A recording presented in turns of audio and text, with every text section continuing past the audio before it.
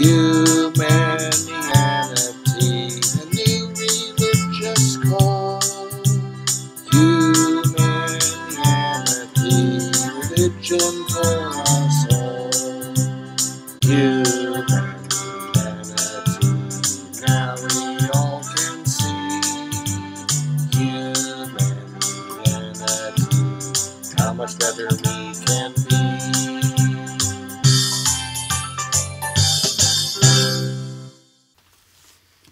Hi, I'm Bill Van Fleet, and this is Humanianity Conversation number 7, recorded on February 6th, 2019. It is the second recorded conversation with my friend Jaime, who has recently taken an interest in Humanianity as a part of his effort at self-improvement.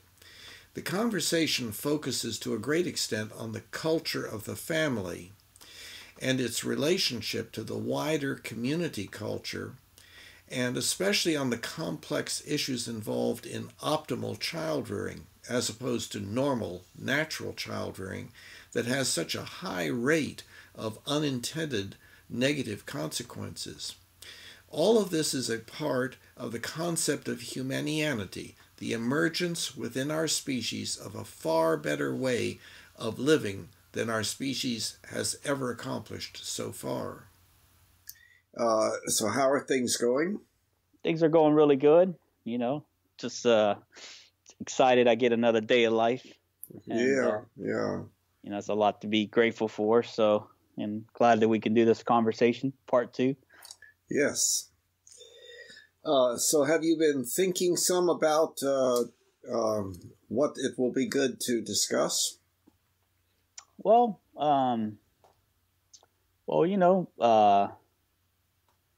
we can just continue the discussion of, how we're progressing, I guess, as a civilization, and, and kind of go more into, what kind of, as we talk about what tends to happen when we cause pain and suffering, and then just talk about, things that maybe in the future how we can build upon improving that. Yeah. So do you have some idea about the kind of a basic method for improving things? In other words... Yeah, go ahead. No, go ahead. Yeah, well, I think I've been doing a lot of thinking, and and being part of the groups. I think the way I look at things, obviously we have primal instincts within us, and as you and I have had those discussions that those primal things that are within us. There's obviously tools out there that can sustain those or allow us to better control those things that make us who we are. One of the things that I'm understanding more and more is that I look at you have your external community, which is outside of your family, and then you have your internal community, which is your family. And there are elements and there's things that you adopt within your internal community that that you bring out to your external community, and then obviously there's things in the external community that also influences that. I think for us as a civilization, I think a lot of it for us to which takes it takes effort and part of all of us to improve our inner communities. And what I mean by that is, like, for instance, I have a family. I'm a father of 2. I'm finding, not saying that I don't know that, not saying that I've negated being a good father, or like I've negated my responsibilities, but I'm finding more purpose in trying to give better leadership to my children so that they can have a more of an influence on the outer communities, in terms of what they do, in terms of, like, when it comes to the way they treat others, when they come to being a civil servant, serving in their communities, understanding more of who they are, their self, who they are as people, so that they can better be influential in the communities. And I think, I think that's something that I'm starting to really, you know, uh, really look at, because I look at like a lot of the things that we have in society today are because the inner community is so influenced by the outer community versus the inner community influencing, you know, whether it's your kids or whether it's your wife or your internal family, so they can be better citizens and have a bigger impact on society, if that makes sense. Yes. Yeah. So inner community is the family culture. Correct. And outer community is the culture at large, which influences the family culture.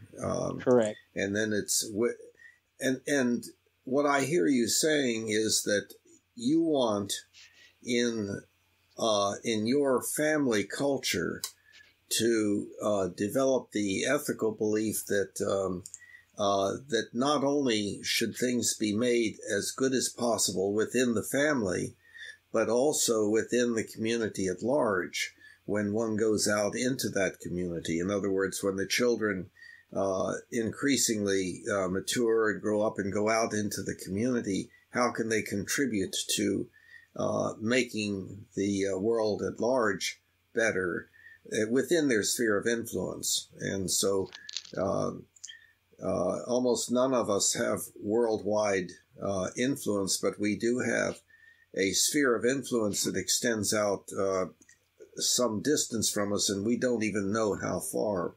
Even casual interactions with people, a store clerk or something like that, can have some effect that we don't even know about. Right. But the question is, how do we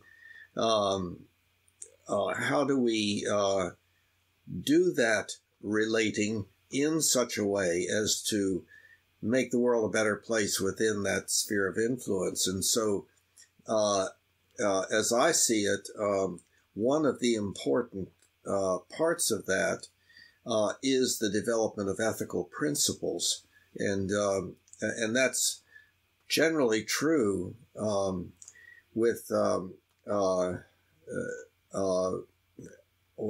us, that we are able to kind of generalize and come to some ethical principles about how we should generally behave, and more specifically, some ethical rules of conduct that say in a particular kind of situation, then the thing that you should do most likely is such and such. But of course, those ethical rules of conduct are only alerting tools saying, now, what you are about to do seems inconsistent with this rule, so you better do some thinking about it. Give some thought to what you're about to do, because it is a risky area of decision making. So an ethical rule of conduct is not some kind of universal thing that has to be obeyed no matter what the circumstances are, but instead it's just an alerting tool saying, okay, you got to give this extra thought.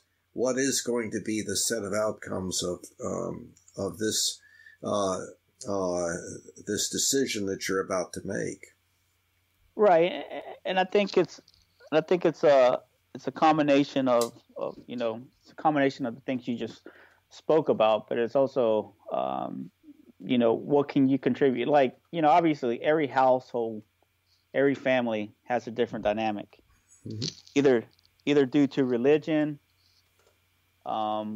community, beliefs. I mean, it just there's a lot of different dynamics, and you kind of have to navigate in that environment and figure out what's best and what works best for you and your family. when it comes to that. There are, sometimes there's things that we feel like a good example would be like, let's take, for example, the father that, he's a dedicated man. He goes to church, and I'm just using this as an example, but, he goes to church. He's fully committed to his church. He's fully committed to his work, but he's not fully committed to his children. He's not fully committed to the family. So, he doesn't have that balance. So he's more driven to do things for his church. He's more driven to do things for a job, which are just, they are important because for his job, that's how he provides for his family. Two, through religion is how he improves and controls those primal instincts that he has within him. But three, he gives full emphasis or focuses on those areas, but tends to neglect and lack the kid itself. And I think, in that process, you gotta, one of the good things is, like anything in life, and just life in itself, you got to figure out your balance. You got to figure out how to properly maintain, and how to properly give everything, to the best of your abilities, because we're not, at the end of the day, we got to remember we're human and we have flaws, and, something that we could give 100% one day doesn't necessarily we can give that same 100% the next day. But it's very important, and we have to be conscious of, that we could be great in many things, but we also have to be great in the way we influence our children, and at least give them some type of guidance. Whether, if your guidance comes through Christianity, that's a form of guidance. If your guidance comes through Buddhism, that's another form of guidance. If your guidance comes through the religion of, Mormonism, or whatever it is, or whatever you're using, it's important that they understand, what are the moral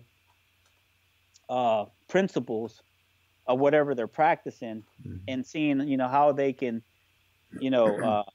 put emphasis on their child, so that when their child comes out and goes in the community, not only, also give them the option that, and explain to them, like for my daughter, for example, today, she's part of a of a Christian faith, but down the road she might choose to do something else.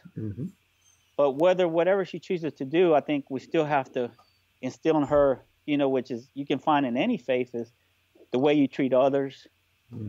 How to ethically do things in a form of that's ethical, and and teach them, in a world where everybody's has lost the or live in this virtual world where they feel like, how can I say what I want to say? In a world where,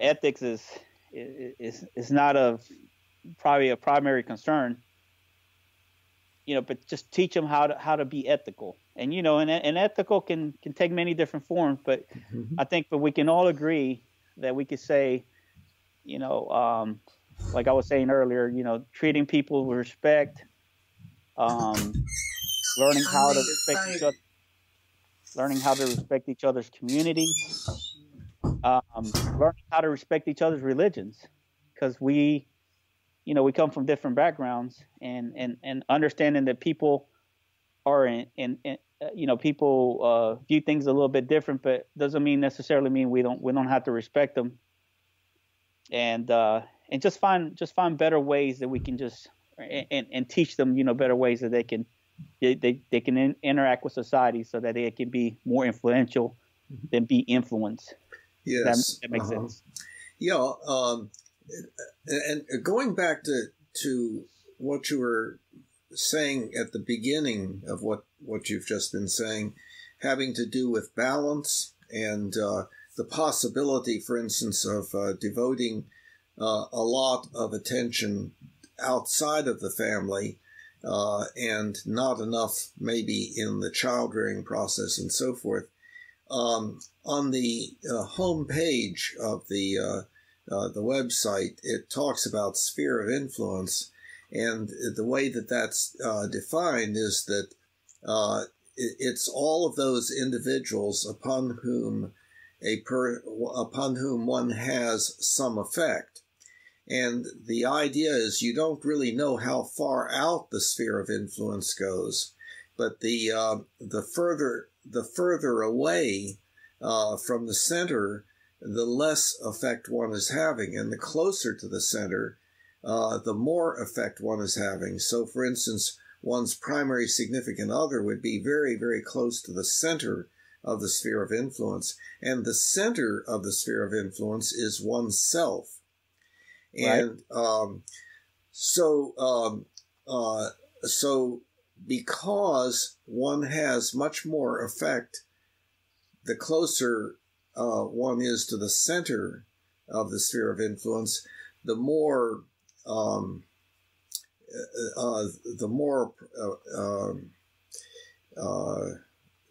concern one should have about what one is doing within that relationship system. And of course, since one is the center of one's sphere of influence, one has the most effect on oneself. So the first thing is taking care of yourself, keeping yourself in good shape. And that, of course, has a lot to do with lifestyle and so forth. And then the people closest to you, the ones that are in the family and your children and so forth, that should achieve, highest priority because of that, the intensity of one's influence.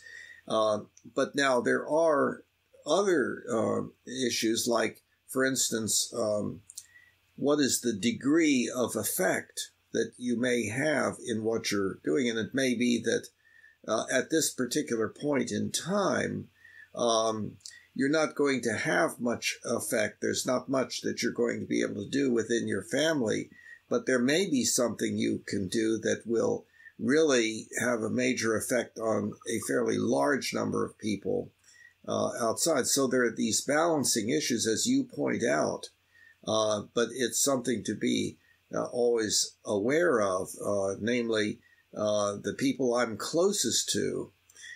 Am I really giving that enough thought and enough priority? And the child rearing process, of course, as you've been talking about, is so important, and that itself is an interesting area, because I would maintain that child rearing is our technically most difficult profession. In other words, taking a newborn infant and making that infant into a well-functioning, healthy adult that contributes to the world in a positive way is extremely difficult. And so that's why, of course, there is this intensive training program that all parents have to go through and get certified before they have children. No, there is no training program. And in fact, there's this interesting idea. I don't need a training program. I know how to rear children. And in fact, I can just take a look at how I was reared and so on. It's all very simple, and it's not. Right. Well, I think for me, what I have learned thus far, and I can't speak for everyone, I just can speak about my experiences. I think one thing that I have learned, especially with my children, is I think the one key thing we sometimes miss, and we tend to do it in society, is communication. Mm-hmm. I think one of the most important, essential, like, I can have a great lifestyle, and I could be, one of the most, let's say, unfit father. I go running every day. I go, but when I get home, I don't have a means of communication with my child other than to, like, did you get your homework done? Did you, and I never established the lines of communication. I say this because, and I could speak about my childhood. My parents were, blue collar workers. Our communication was more, did you brush your teeth? All right, get ready for school, blah, blah, blah. Mm-hmm. You go on, and then you realize that when you're adulthood, you can't communicate with your parents effectively because as when you were very young, you never knew how to. Mm-hmm. So as you become an adult, you never know how to either. Mm-hmm. So I think one thing is important while you have your children in your life is open a lines of communication. And then once you learn open lines of communication, yes, I mean, through that line of communication, you can better communicate, and say, hey, good health is important. And this is why good health, because, mm-hmm. It creates longevity. Doesn't necessarily mean that the child, will maybe follow those plans, maybe not. Mm-hmm. But the other thing is not so much talk, but also lead by example. If you're in a house, and there's a lot of things you can do. Like, for example, I didn't find the importance. I've been married for 18 years now with my wife. I never found the importance of something as simple as contributing and helping her wash the dishes, because in my mentality, I always felt, well, that's not my thing. I provide. Mm-hmm. But what I miss to see is that kids are aware of what you do. Kids are aware of your actions, whether you realize that or not. So by me getting up and contributing, just contributing, they see myself contributing, and and then they tend to learn. So if I tell them, hey, I'm just giving an example. Hey, daughter, go wash the dishes. She's not gonna be so like resistant to doing it. She's gonna realize, oh, hey, everybody, my dad does it, so he's not telling me to do something that he himself wouldn't do. I've seen him. But even better than that would be your daughter saying, "Can I help you do dishes?" Right. It coming from like, and what you were just referring to would be what I have referred to in what I'll mention in a minute, modeling for identification, for imitation and identification. Now, what I'm referring to is on the website, under philosophy, there are 3 books. And the first one has a chapter on rational ethical child rearing.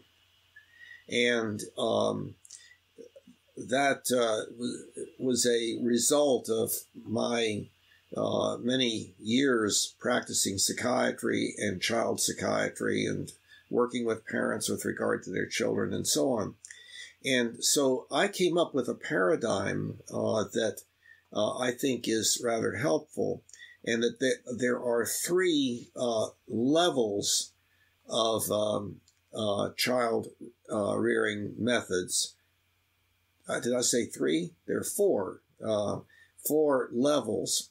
The lowest is the one that has the greatest number of side effects, negative side effects, and the highest is the one that is most profoundly influential. But that could be I don't know any metric to clarify that. But the levels are, the lowest level is punishment. And punishment is anything the parent does to make the child feel bad, physically or mentally, because the child has not done what the parent has wanted or has done what the parent didn't want. And then the next highest level is reward. And that's anything that the parent does to make the child feel good because the child has done what the parent wants or has refrained from doing what the parent does not want. and so forth. And so those are kind of they're known, as like conditioning.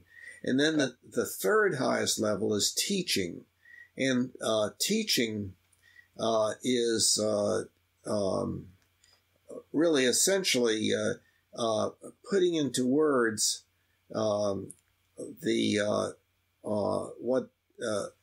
what needs to be learned, so that use of language enables the child or the person to say, oh, this is a condition, this is a situation in which what is most likely to be good is such, and so forth. And then the highest level is modeling for identification. And that is that the parent needs to do what optimally the child will come to do. And we know that modeling for identification has tremendous effects. I'm always reminded of what a man once told me, and that is, I know the exact day on which I became a man. And you may kind of be guessing as to, well, what could that be? And what he said was, it was the day I beat up my father. Now, there's so much to that, you see. In the first place, obviously, what was happening was the father was coming home and beating up the kids and maybe beating up the wife and so forth. And so a child looking at this, a male child looking at his father doing this, cannot help but say, well, that's what it's like to be grown up. That's what it's like to be a man, and so forth. And so when he then finally achieves dominance over his father, then he's made it, see? And how terrible is that? How terrible a model was the father in coming home and beating up people? Well, you could also say, well, with regard to any punishment, what model is that setting for the child? That if you don't do the right thing, then you must suffer. Right. And so we eventually take that over within ourselves, and we really suffer if we make a mistake and so forth, and that makes it pretty difficult to admit making a mistake. Right. So it has all sorts of negative effects. Now, reward, of course, reward can be overdone. Like maybe parents say, good job to everything that the child does that just, natural. And the reward does not have to be something like that. It can be just the paying of attention to the child. In other words, I am interested in you because that's a basic need that we have, the need to be paid attention to. And so having an interest in the child and an interest in the child's project of growing up is a different way of looking at the child rearing process than the one of, well, I have to mold my child's behavior. I have to make sure that the child does this and doesn't do that. Have you done your homework? Yeah. Now remember, if you've got to do your homework before you can go out to play, or if you don't do such and such, you know what's coming, or something like that, as opposed to the parent saying, okay, what are you working on now? Oh, that's interesting. Tell me more about that. Yeah, well, my ideas about that are such and such. What do you think about that? And so it's a different kind of behavior that is being modeled for the child, because the child then is much more likely to say, well, what are your ideas about that? If you're asking the child, what do you think about this? And okay, well, what about such and such? What do you think? Then the child is going to start doing that and going to feel okay about asking the parent, well, what do you think about this? I'm faced with this thing at school, and I'm kind of thinking such and such. What do you think about it? That's far different than the punitive child rearing, what the punitive child rearing tends to promote, and that is that the child keeps secret what the child is trying to deal with and work on, because that gives the child freedom from this this controlling punitive kind of approach. So at any rate, that's all of that stuff is in that chapter, Rational Ethical Child Rearing, under philosophy at the website. Yeah, that's very interesting. And I can, and I have pretty much experienced some of the things that you have. Mm-hmm. Like I said, one thing that like I said, other than opening up the lines of communication, one thing that I'm understanding more is also trying to teach my children the importance of contributing within their inner communities. Mm-hmm. Like you said, we're talking about the example of washing dishes, but mm-hmm. If you can understand that everything that we do and how we contribute to our inner communities, our family, regardless of chores, regardless of whatever, at the end of the day, just something has to get done. And I think, and that's why I was saying in the beginning of this conversation, that's why it's so imperative for us as parents to figure out how we can best do that when we have children. Mm-hmm. And and a lot of things that and a lot of things, like they say, starts from home. Mm-hmm. And as you were talking about your giving some examples, like I can say, like, for instance, with my parents, my parents were they were more, I would say, verbally abusive. Mm-hmm. And I did find myself being in more situations where I would lie mm-hmm. because I knew of the consequences. Versus, like, I'll give you an example. Like in my household, if our children tell the truth, we tend to, there's a level of reward. So, like, for example, if regardless of what you do, if you tell me the truth, mm-hmm. then I won't ground you. I mean, you still have to have some consequences, but it wouldn't be severe as if it wouldn't be as bad as if you lied. Now, well, wait. Let's make a note. There still have to be some consequences. See, no.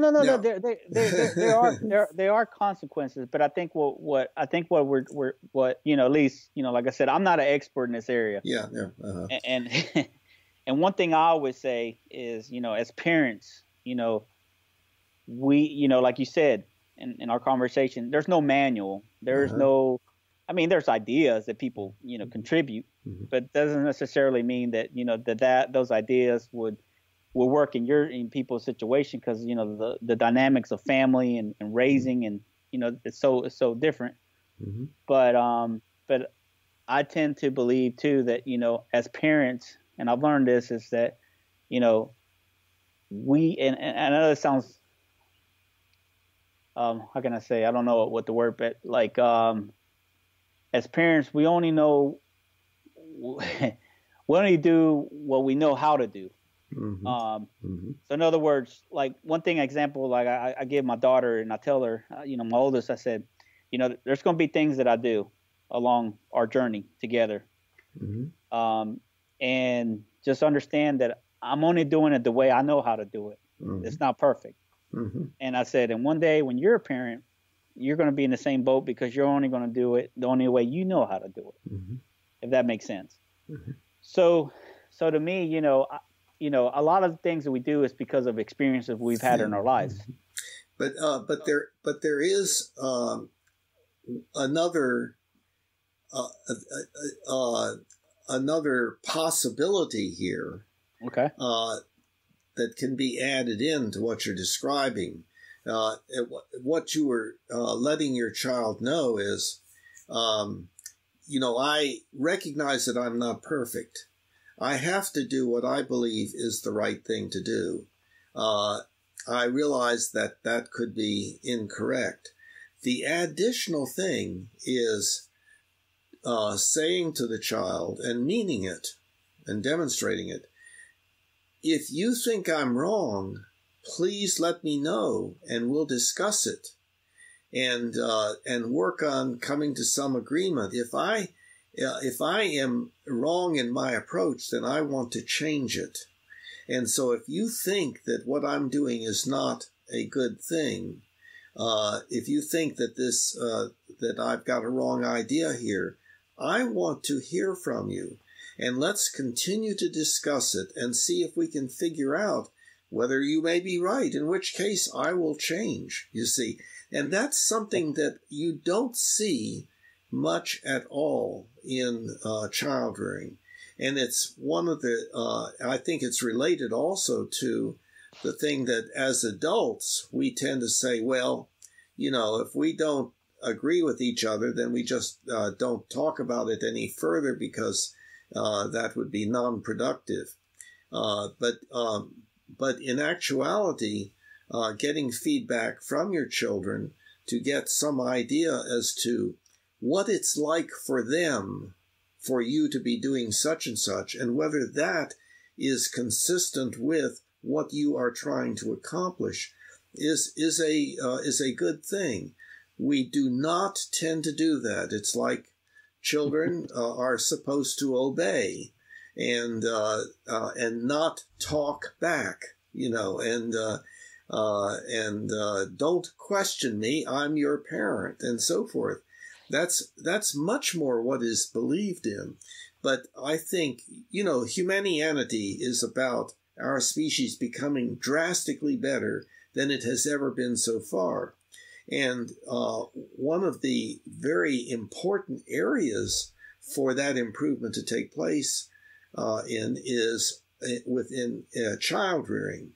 And I think that we, with the high incidence we have of personality disorder and emotional illness and even suicide and sociopathic behavior and so forth, this would imply that we don't really, that we're not really doing the best job we could do in child rearing if it is possible to do better. Now, most people would say, well, no, this is just the way it is, and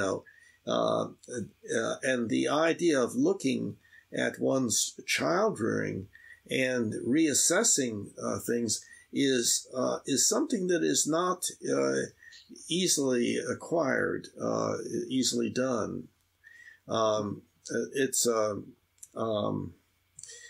It's probably one of the things most difficult for us to consider is whether something about our child rearing is not optimal. It is very difficult to do that, but it's not impossible. And see, it's related also to, as adults, the recognition, well, I may feel certain that I'm right, but that doesn't mean that I am. And so what I want to make sure is that I always subject my thoughts, my ideas, my beliefs to the scrutiny of others who disagree and try to understand why the disagreement is occurring and to remain open to the fact that it's possible that I could be wrong. I could be right, I could be wrong, the other person could be right or wrong. We could both be wrong. There may be a third answer and so forth. But at any rate, to put that, I think it's important for that to appear in child rearing to a much greater extent than it currently is. we are your parents, so you're supposed to do what we tell you to do. It's our responsibility to make you do the right thing.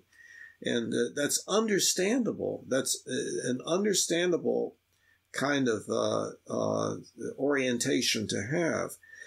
That doesn't mean that it is necessarily optimal. And so what I'm suggesting is that as a part of this Humanianity issue, that is a change in our ethics from authoritarian ethics to rational ethics that's on the basis of social contract, where the concern is for us all. And so all of us work on that which is going to be best for all of us. That appears in child rearing too. And it is related to the idea also of the family meeting.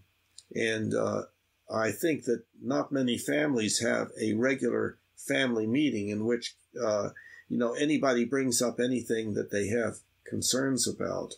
So that we within this family can work on making it a better place for all of us. Because, see, that then is modeling for the child what you hope the child will have going out into the community. Hey, let's work together to make this world a better place for all of us.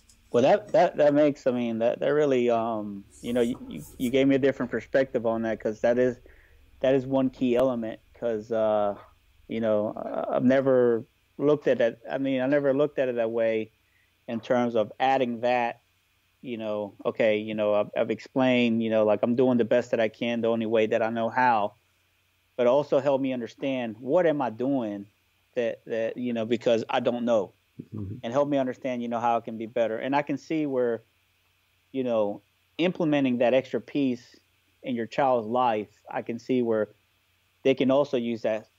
They can also use that extra add in when they're handling situations outside of their inner circle, and then more in their outer circle, so that they can be handle things from, like you said, not someone authoritative, but more of a rational, because that's the one thing, we are, once again, we have those primal, we're emotional beings, but the only thing that's great about at least us as humans is that we also have the capability to have rationality, and we can rationalize. And I think that is something that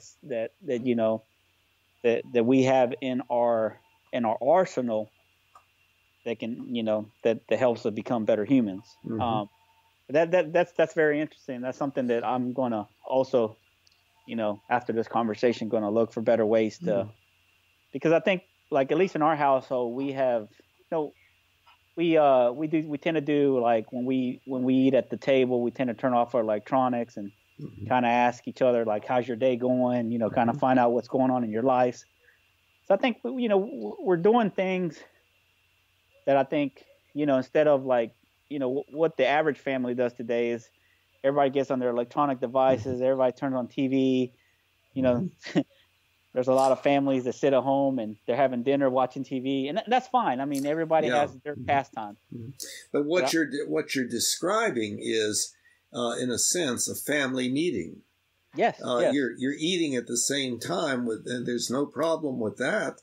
But it's a family meeting, and it's everybody bringing everybody up to date and bringing up any problems, any dissatisfactions, or any ideas for improvement and so forth. And so it can be extended, more and more. And like at the end of the meal, well, we've got to stop now, but, this is something very important. So let's, in our next meal, let's take up where we left off and work on this problem and really work on it until we get it solved, however long that might be. And that's such a good way of improving our ethics, and a good way of modeling for our children how to become flexible and responsive and dedicated to doing the right thing. So the family meeting is, I think, a very important thing that is missing from from many, from most households probably, though I don't have any statistics on that. Doing it at a meal is sort of makes it sort of not real evident that that's what's happening, as opposed to saying, okay, it's 7:30 tonight, let's get together for about a half an hour for our family meeting. Then it's recognized that it is a family meeting, and it is for the purpose of making life better within the family. And so that would be extending the awareness of the importance of and the value of the family meeting, as opposed to just, at the meal, checking in with each other and so forth, and maybe working on problems and solving things, but without it being an official family meeting. I think it could be either way, done either way. And it may be difficult to schedule a family meeting because the schedules of everyone are so different that it may be hard to allot time that is optimal for everyone, whereas a meal is sort of like a designated time where everybody's going to be doing this one thing. Although, as you point out, probably in many families, no, meals are done separately. I'm going to watch TV and eat. Well, I've got to do my homework, but I'm going to eat. Whatever it might be. So it's not a real clear issue as to, for a particular family, what the best way of doing that would be. But the basic idea of family meeting for the purpose of making the world a better place within that family is a good thing to model for identification for producing what you were talking about, namely your child going out into the world and saying, okay, now how can we make our world a better place? At least the part of it that is relevant to us, our sphere of influence, and so on. Yeah, no, I mean, absolutely. I mean, that's key, and I think, and I believe that's kind of like been the probably maybe the biggest discourse in today's society is that there's not enough family meetings. There's not enough sitting at the table. There's not enough, because our life are so inundated with electronics, things that keep us, focused in other areas. And then we tend to miss that because, when a child is young, we tend to miss it. When we have them and they're like really young and they're 2, you think that they're going to be that age forever. Mm-hmm. You blink and Uh-oh, you're breaking up. Oh, the one thing. You were breaking up. You're back. Okay.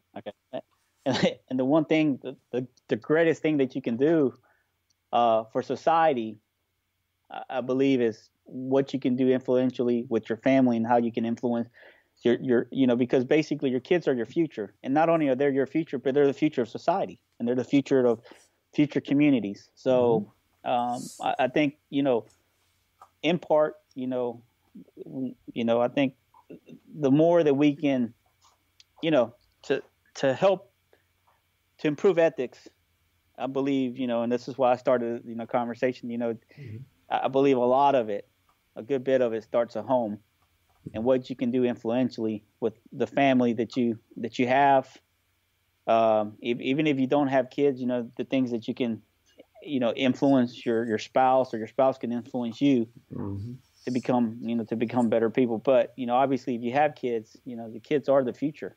And if you have the opportunity before they become adults and, they're leaving the house, at least you can have an impact in their lives. And not only you can have an impact on life, but they, more importantly, they can have an impact on others and their outer communities and stuff like that. And as they grow and they start growing and building their families, then a lot of stuff that they learn at the dinner table, a lot of stuff that they learn from understanding that if you contribute to your inner circle, your family, then then you're learning special things, or lack of a better word, but you're learning good. You're building good frameworks that they can later on apply to their families and so forth. And then what you can start doing is you can start, overturning the cycle that we currently have in place. Where kids are more influenced by the outer circle than there are their inner circles. And you said one thing that's very important. Obviously it all starts with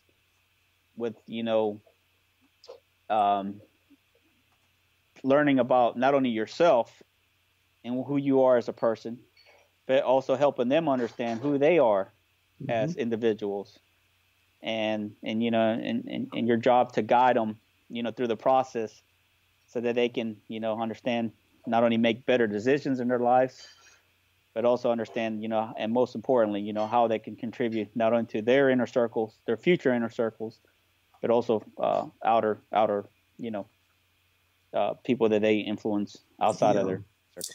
Now, an important word that you used was guide, and and that can have different kinds of meanings. The usual meaning that comes to mind is that you see the child doing such and such, and you say, no, you need to change to doing so and so. In other words, you're telling the child, no, that's not the way of doing it. What you need to do is this. And the standard model of child rearing is that you do that by your punishment and reward and teaching and so forth, but that you are essentially the boss, the guide, and so on. But the alternative to that model is that you are the coach that is helping the child work on the child's project of growing up. So the question is, is it the parent's project or is it the child's project? And we assume that it's the parent's project to mold the child into the proper kind of individual. And yet we can take the approach that, no, this is a child that has his or her own individual makeup that's going to determine to a great extent what the child is interested in and what areas the child's going to go into, which may be drastically different than anything the parent has ever gone through, and so on. And so the idea here is, okay, I'm interested in you, my child, and I'm interested in this project you're working on. So tell me, and what have you considered, and so forth. Well, what comes to my mind is such and such. Have you thought some about that?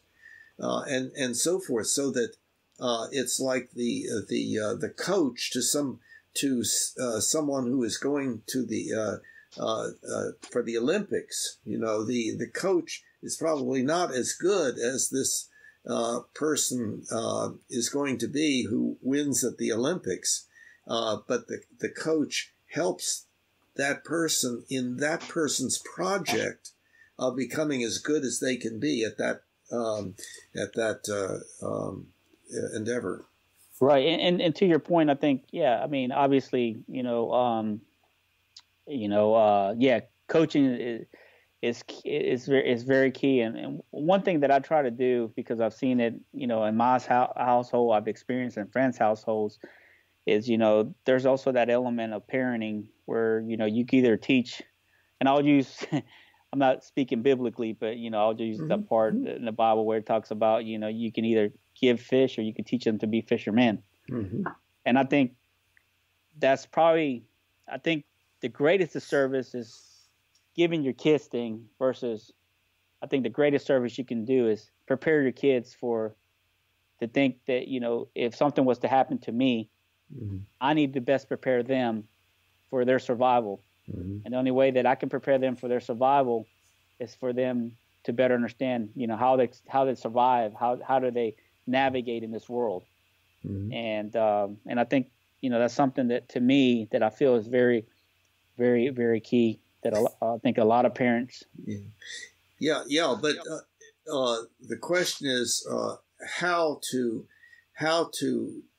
teach that. See, and that's where it's sort of, I think, a somewhat new idea. The idea of rather than teaching by molding using punishment and reward,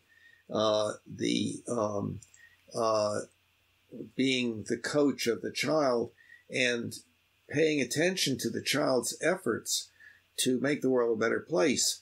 And with the family meetings, see, that's a clear indication. Okay, we in this family want to be concerned about everybody in this family, and how can we make things as good as possible within this family? And then, of course, also, how can our family maybe have a beneficial effect on the outside world also?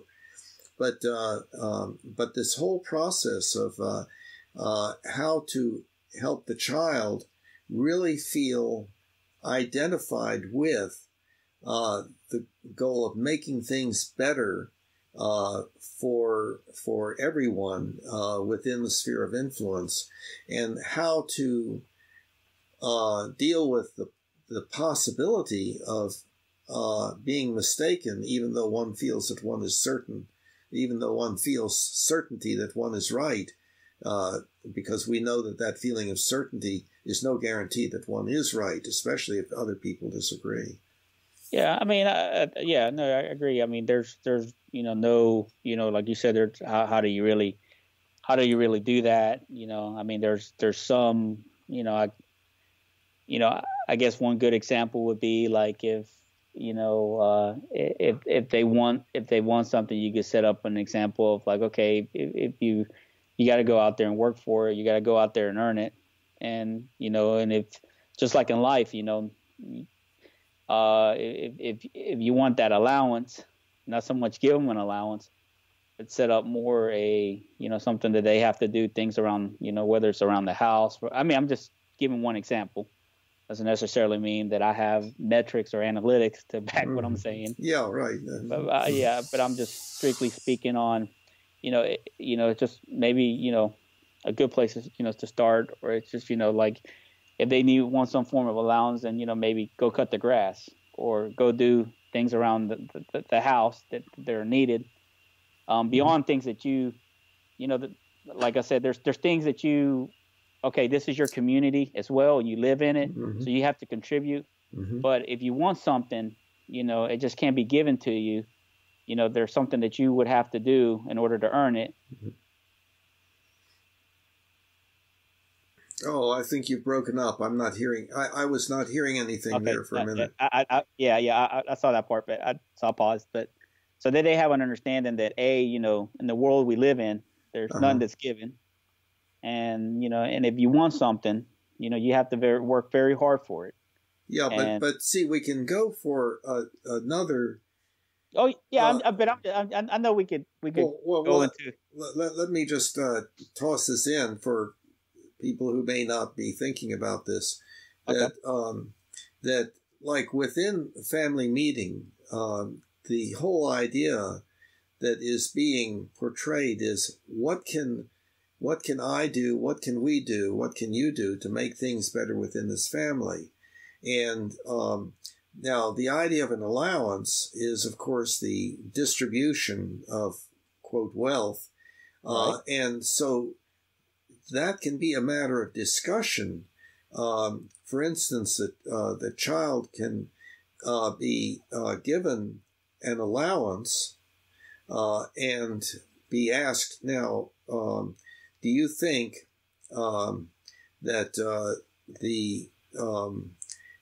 that a person should get the same allowance if they are doing less than other people are doing for the benefit of the family and so forth. By the way you're sitting, I'm getting a glare. Oh, are you? Okay, sorry. Let's see here, maybe. How about now? Yeah, that's fine. That's fine. Maybe it's the okay. No. I mean, I understand that, but I would just kind of, I mean, you would have to kind of figure out what the best guidelines would be towards that, to make it fair and balanced for everybody. But I would just using an example with that, that in order to prepare also your child for, survival. Like I said, I guess my end goal and the way I think now more so is not only, contribution to your internal, to your family, to your group, to your tribe, whatever, however you identify it, but also the importance of, that if I got hit by the bus tomorrow, in life we also have to set some type of countermeasures, that also, because, obviously we all assume that we're going to be here for a long time. Nobody has the premonition that they're going to, pass away tomorrow, even though it can happen because life is not guaranteed. But we have to think in a way too that if something was to happen and we become, and I've seen and I've witnessed here lately with, in my family where, you had one provider, and everybody was dependent upon that provider for their college. Everybody was dependent upon that provider for everything, for their everyday living. And when that provider passed away, it's almost like their whole foundation that was built on, his, what he was able to provide, then now they're struggling learning how to survive. So I think, part of making your family strong and it's also not only, figuring out, balances, figuring out, what's the best life lessons you can give your children and things like that, but also how they can survive and how they can, if something was to happen, that, hey, at least I have some idea of this is what I have to do to make a living, or this is what I have to do to survive in this world, because this is what my inner circle, my family has taught me.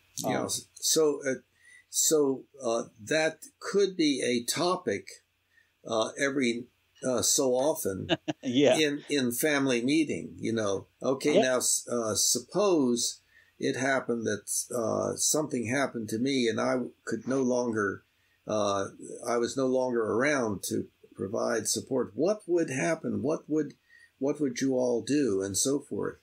And so that that could be a useful way of even more promoting the idea among the children of yes, we are a family, and so each of us is important, and it's by virtue of all of us doing our parts that we indeed benefit. And so some of us, what we have to do is leave the home and go and work somewhere else in order to bring home this stuff called money, that enables us to have the food and the cell phones and so forth. So all of that is an opportunity throughout childhood of helping the child think in terms of making the world a better place within one's sphere of influence, and of thinking about the possibilities, being prepared for possibilities that one would not want to occur, but could indeed occur. And the talking about, well, thinking about so-and-so, a person outside the family, and what happened in his family. Gosh, suppose that happened to us, and so forth. Right. Well, I think that... Oh, I'm sorry, Bill. No, that's okay. So in other words, there's so much opportunity in the child rearing process that is not taken advantage of because people don't think about it. It's not a normal way of thinking. It's like people, look at me askance when I talk about non-punitive child rearing, although it is becoming more accepted. It's not called that. Well, correct me. Help me understand what non-punitive, what you just said. Help me understand what that means. Okay, it means the extreme of it would be never punish your child. And people think, what in the world? What a strange idea. You have to punish children, otherwise they will run wild. They'll run out into the street.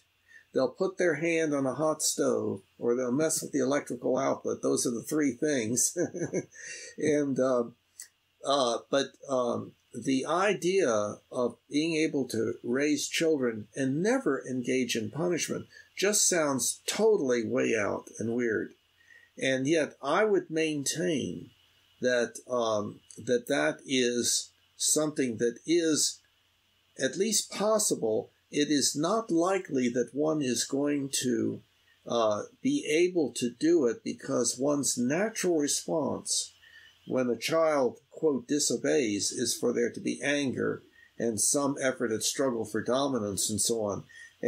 But see, the parent can say to the child, well, I should not have reacted the way I did to such and such. I should have tried to understand you better and so forth.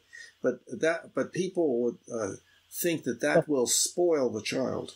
Right. Well, I think you could look at that in many different ways. Really, I'm not I don't know too much. I know a little bit about evolution in terms of things that happen over a period of time. I don't know if I'm saying this correctly, so correct me if I'm wrong. But are genetics that get built over a period of time. And I think it's on a child by child basis, because I can give you an example of my household. My oldest, doesn't require that much structure, as opposed to my other youngest one. She's more hyper, more high energy. She requires a little more structure, and she requires a little more, I use the word guidance, or she just requires more. She requires a little more leadership from me. So I think sometimes it's, at least from what I've experienced and what I've seen, outside my family, sometimes it's really the type of child that you have, type of child. It's a type of child, but it's also the choice of methodology.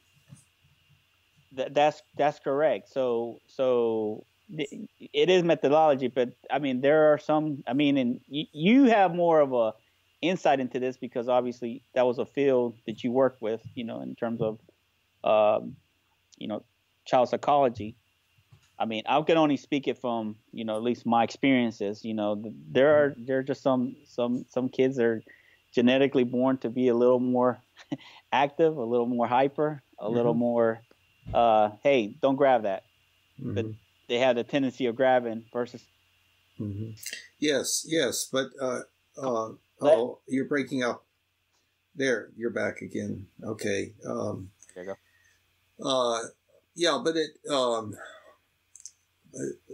I understand, of course, that some children are much more impulsive than others, and we're talking about self-control, and of course, the child starts out without even a self, and the self is being built up by the interaction with others. In a sense, the child does not have a self in the sense that, well, this is the way that I routinely do things, because the child has not had any chance to develop any routines. But and the frontal cortex is, of course, the part of the brain that exercises this much higher level control over basic impulses, and that only gets fully developed in the mid-20s. So there's always this to a greater or lesser extent, there's this difficulty in behavioral control, such as to fit in with the requirements of that particular culture, family, or wider culture. But the question has to do with the methodology of helping the child to gain that self-control.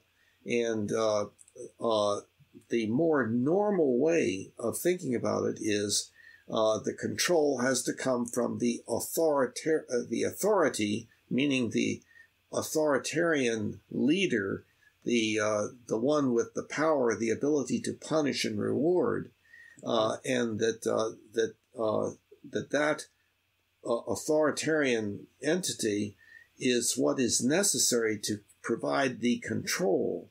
And but what one is really trying to do is to help the child to develop that kind of inner control. And the question is, well, does punishment foster that, or does it interfere with it? Because one of the things we know, I believe, is that the more we engage in punishment, the more the odds are that the child will become oppositional, very concerned about getting out from under control.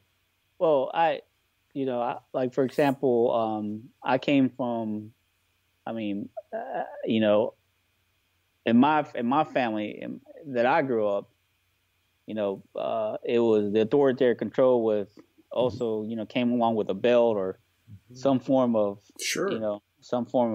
I tend to take a different approach. I tend to take, hey, if I've told you so many times, then we're going to put you in your room and let them, sit there and think about it. Or, in today's, like, okay, you got to, like, for me, let's say my oldest child, when I feel like there's something, I don't feel that do it by punishment, but I take away something that they enjoy.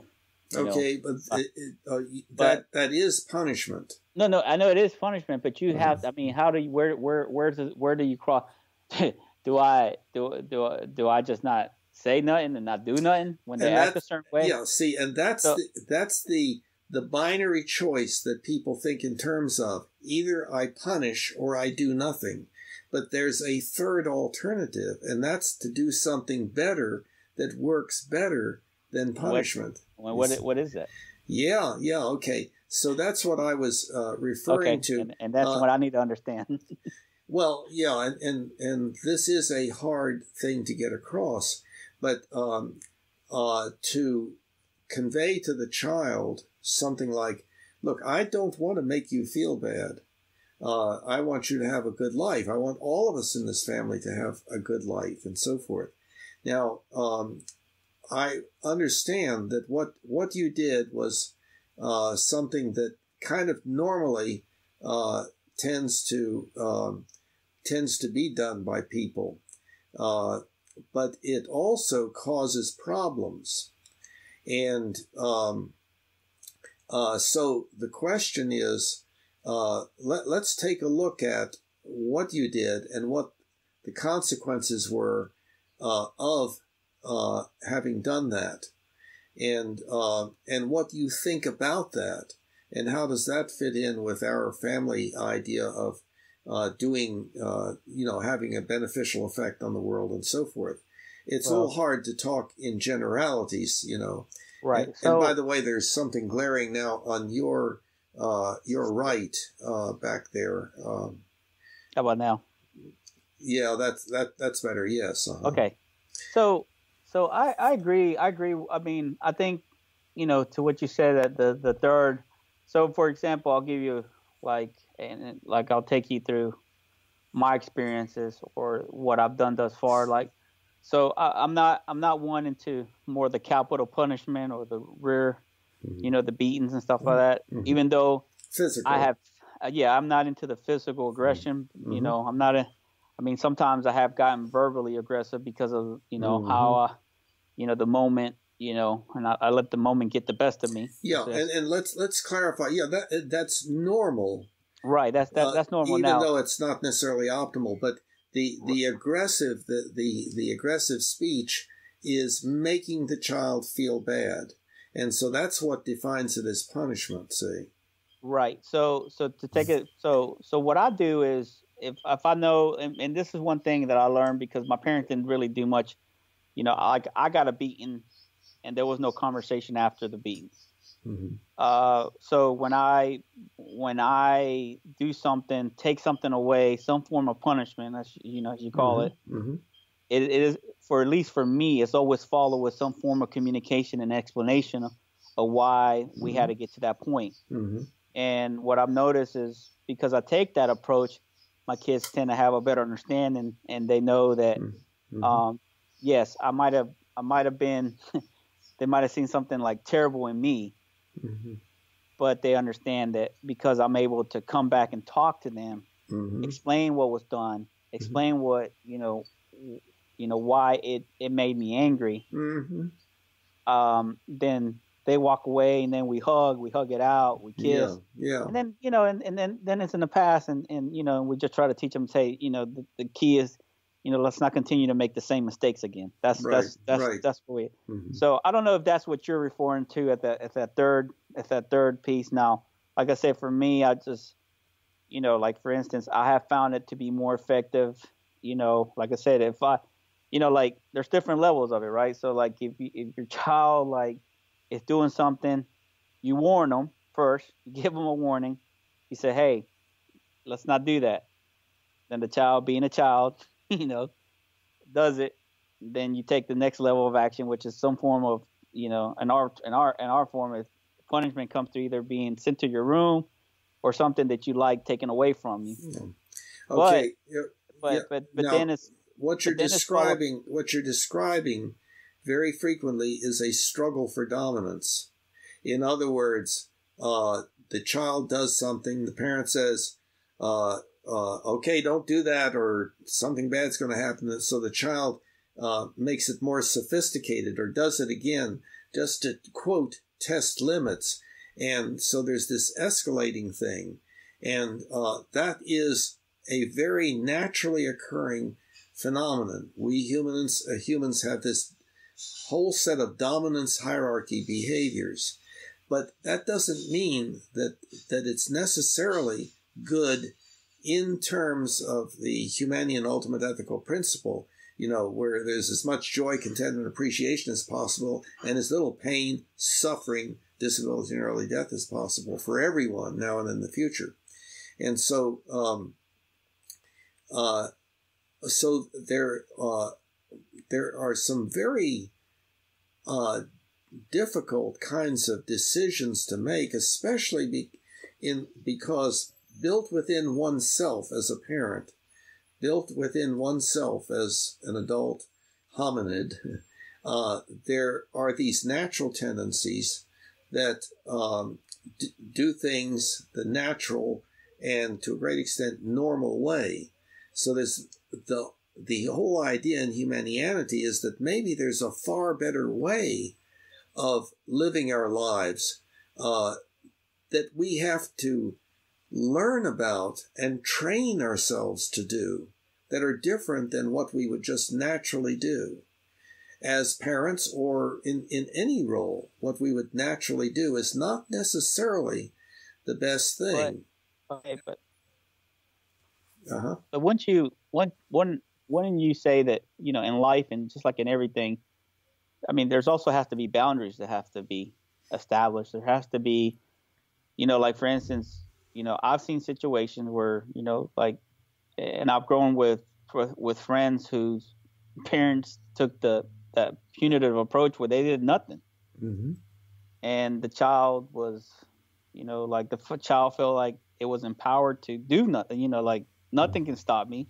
Mm-hmm. Nothing, I don't have, I could do whatever I want to do because there's no consequences. There's nothing. And the reality of it is, yeah, we would like to make, in a perfect world, yes, we if we were all, but the reality of it is, if I go out and I don't understand boundaries, when I go out into that outer world, unfortunately, there's boundaries. If I say something to somebody they're not going to be, they're not going to be like my parents that's just say, oh, well, I know. it is what it is. Okay. But so in other words, because, it's like we can't change what we are as people. We can't change, once again, we are emotional beings. Okay. And yeah, but let's stay with this for a minute. That the idea of being non-punitive within the family is going to mean that your child is going to go out into the world and get punished because the child has not been punished in the family and has not learned to avoid punishment. But that, I think, is an oversimplified idea. One aspect of the child rearing process is indeed to let the child know, look, in the outside world, there are things that are done differently than the way we do it in the family, or there are people in the outside world that are not programmed real well and can be a hazard to oneself. In other words, we indeed should be training our child to understand the outside world. Well, that means, for instance, well, what happened at school today? Oh, well, on the playground, da-da-da-da-da. Oh, I see. Well, let's take a look at that and see what's happening, and so forth. Or so-and-so got into trouble for talking in class. Yeah, well, that's, what can we say about that? And the child can learn the way you're supposed to behave in particular situations outside, and things that it's best not to say, even though you would be otherwise inclined to say them, and so on. So, not punishing your yes. Oh, did it break up? Hey, Bill? Yeah. Are you not hearing me? Do you hear me? Yeah. So my internet went down, and so I'm using my hotspot. Okay, so, and you were saying, though, you called me by phone and said that you're actually getting some time pressure. You got to do things. Right. I mean, I have to go take care of something. Okay, well, let me ask you, what was the last thing you heard me say, sort of in general, before everything? We were talking about... we got in a conversation, and I don't know, like I said, we got in a conversation about, how does a child know, when to set how do you know to show them when to set boundaries? Because obviously the outside world is going to set boundaries. Yes. For them. So and you spoke about and said, well, that basically that you can talk to a child. I'm just trying to. You were saying something to the effect that when something happens, you can talk to the child about those boundaries. That because we're talking about the punitive type of method of child, raising a child. So that's kind of like where we. So in other words, within your family, within your child rearing process, without punishing your child, you can help your child to understand that that's what we humans do, even though it's not necessarily optimal, and how to avoid getting punished, and to understand how the outside world works, even if it works differently than the way we do things inside here, because we feel like we have a better way of doing things than what is normally and naturally occurring. And but you've got to be prepared for the outside world, and got to be prepared for the fact that there are some individuals that are dangerous to be around or to associate with, and so forth. So that's kind of so when do you? So I guess the question would be is like, at what age do you approach your child about that? Right. So what right. age? So obviously there's the adolescent stage, where a child doesn't really, you can have a conversation with him, but he doesn't really understand, the lingo or the adult lingo per se. because he hasn't per se maybe experienced that. I mean, what he understands is the world, the playground, and the world of, and you can kind of somewhat, put it in those type of terms that, hey, if you act a certain way, then this kid in the playground could essentially, but I don't think kids are, I mean, they're smart. Yeah, but remember, that conversation is dependent upon all the conversations that you've had over the course of the child's life up to that point. And so it is not likely that this would be the first time that something like this was being talked about. So, so the switch to suddenly no longer being punitive and so forth, of course, is not something that can just happen overnight. But it is something I think that increasingly we humans need to consider and work on, because I would maintain that punishment actually produces a lot of the problems that we have that cause pain, suffering, disability, and early death. Of course, I could be wrong about that, but that may be for another time, since we have to end. I have a, I just think, and it would have to say, as far as pain, suffering, and death, I mean, those are things that are just unavoidable to me, because of, just the, and I don't want to jump off subject, definitely for another conversation, but I just think that's just the circle of life in a lot of ways. I think that's a lot of that's the balance of life. And I think, okay. Yeah. We need to really discuss that, because I would maintain the opposite. I would maintain we don't have to do the terrible things that we do, but we have to train ourselves to stop doing those things and to do better things that we can improve.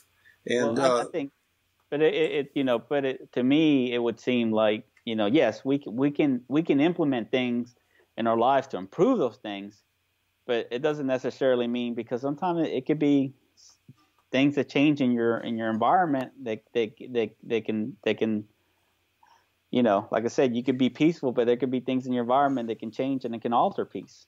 Sure. And so I think that's the important thing for me as far when it comes to that. And like I said, we'll have a more in-depth conversation about it, but I'll leave it with, life is very dynamic, and what you experience today might be totally different what you experience tomorrow.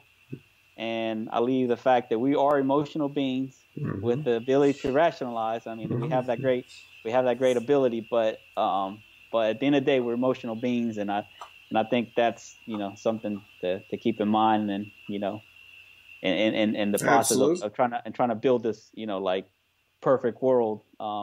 Absolutely, where we can eliminate or minimize pain, suffering, and death. So, so I just think it's just our makeup and what we are, but I mean, we can improve it.